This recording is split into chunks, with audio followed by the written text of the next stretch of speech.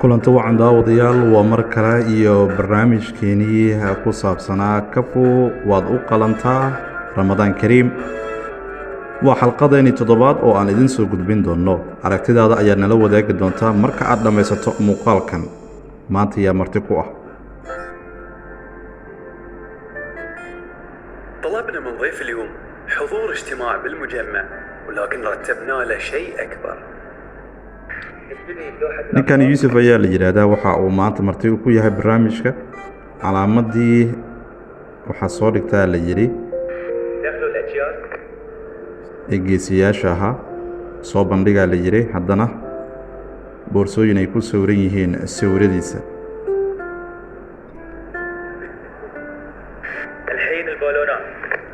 waxaa soo bandhigtaana la yidhi buufinada sawiradiisa ay ku yaalaan.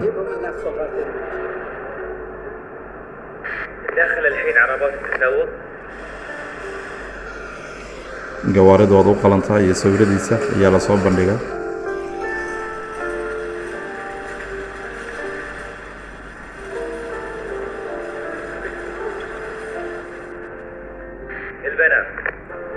baanarka dheeraha la soo bandhigayaa.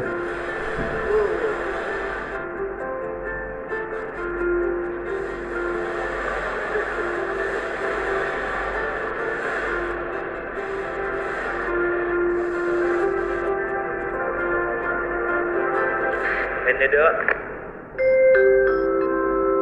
أعزائنا الزوار، ننوه عن وجود بطل بيننا الآن، يوسف. أثناء تواجده في رحلة بحرية. daawadayaal maanta martida waa yuusuf oo isagu ah ayaa la yidhi geesiga badbaadiyey dooni ay la socdeen famil fara badan oo badda ku qariqmi rabtay, kaa oo naftiisii khatar geliyey si uu badbaadiyo qoyskaasi, uuna ku guulaystay in uu badbaadiyo labada qoyskiisii kuwa kale. wiilkiisa ayaa hadlaya. waxa uu leeyahay aabbahay waa qof geesi ah, aadna u wanaagsan, mawaaqif adagna qaatay. waxa uu jecel yahay qosolka, waa qof aad u degan. waxa uu noo diyaariyey inaan aadno maalin jimco ahayd safar dhinaca badda ah. waxaan maqalnay cod dheer oo dhibaato ku jira. markaan fiirinay doonidii oo sii quusaysa, waxaan ogaanay in dad ay saaran yihiin. ninkan waa ninkii doontii wadayey.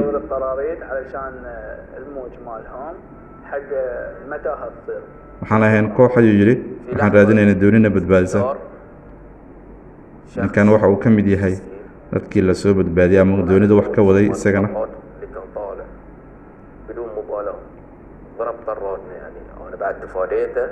waxa uu sheegayaa shilka doonidaasi ay galeen. ninkana waa wiilkiisii oo isaguna la soo badbaadiyey.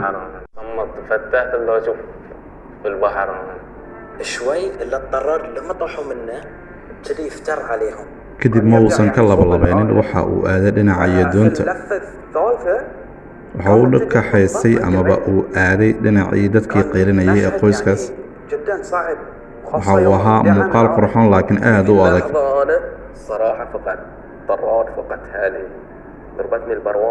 waxaan dareemay aniga inaan waayay qoyskayga dhammaantooda.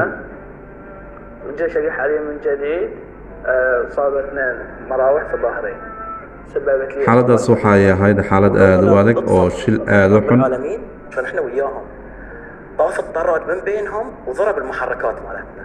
بس الوالد يعني ما شاء الله بخبرته وكذي قدر شوي. aabbahay khibradiisa ayaa waxa uu adeegsaday sidii doonidaas uu shilka uga badbaadin lahaa. ضربنا الطراد على المكاين يعني ورا. الحمد لله كانت الأضرار كلش بسيطة. أول ما ضربنا الطراد سيدة أبوي رد بيتأكد في أحد كلكم موجودين. رد يتأكد من العيلة. markii meesha uu tagay dhammaantood waxa uu sheegay inay caafimaad qabaan iyo in kale. anaga uu noo soo laabtay sidoo kale ayuuna weydiiyey. walaalkeena yuusuf wuxuu marka hore u maqlay codkii shilkii dhacay. markii dambe xaaladdan ayuu ogaaday. aabbe waxa uu ahaa qof saaciday dadkaasi.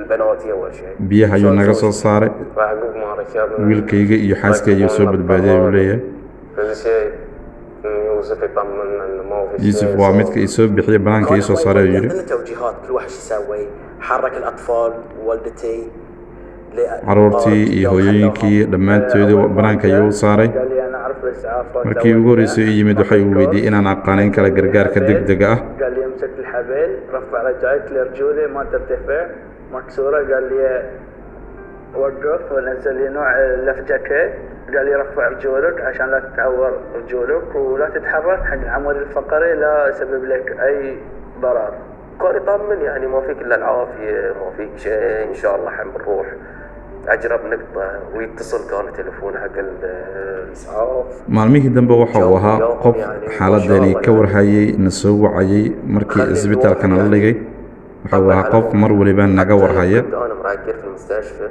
من أول يوم كان يطمئن علي يعني ويتصل اتصالات حق أخوي ويطمن علي يعني تقريبا أنا تمت 6 أيام في المستشفى صراحة ما قصر كل يوم يسأل كل يوم يطمن علي maalin walba ma uusan ahayn qof kala jira waana soo wici jiray رواني aabbahe waxa uu muujiyay uu leeyahay geesinimo isaga oo xaaladda sideedii u amba qaadaya قد العيلة waxa uu soo badbaadiyay dhammaan qoyska رواننا شلون مو بعلمنا رواننا اياها نشكر أبوي يوسف على عملك abuu yuusuf aadan kugu mahad celinaynaa hawsha geesinimada ah ee aad qabatay adiga haddaadan ahaan lahayn annaga dhan waxaan ahaan lahayn kuwa geeriyooda علمتني اشياء وايد في الحياة ومنها انه شلون تقدر تنقذ حياة أسرة شلون تتصرف انا فخور فيك يبا والله يبا انا جدا فخور فيك صراحة موقفك wiilashiisu waxay leeyihiin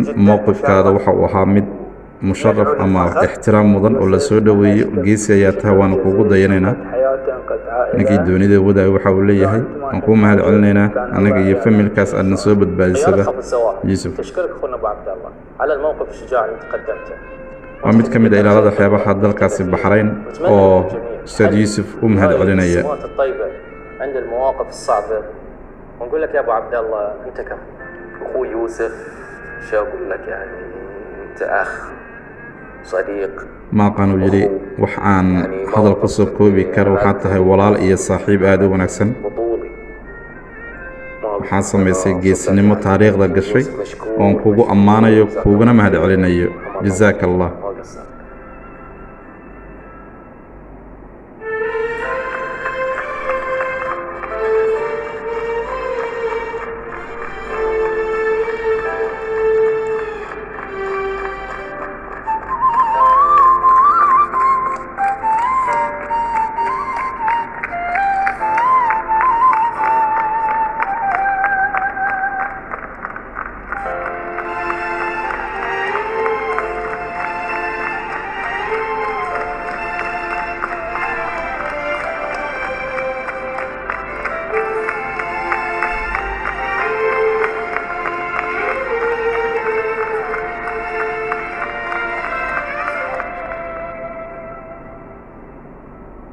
صراحة صيحتني بس ما يبين علي أنا شيء فرح بيثلج القلب. والله احنا نفتخر بالبحرين وأهلها واحنا نقول يعني الواحد مهما yuusuf waa cabdulaahi waa geesiga qoyskaasi iyaga oo dooni wata ka soo badbaadiyey badda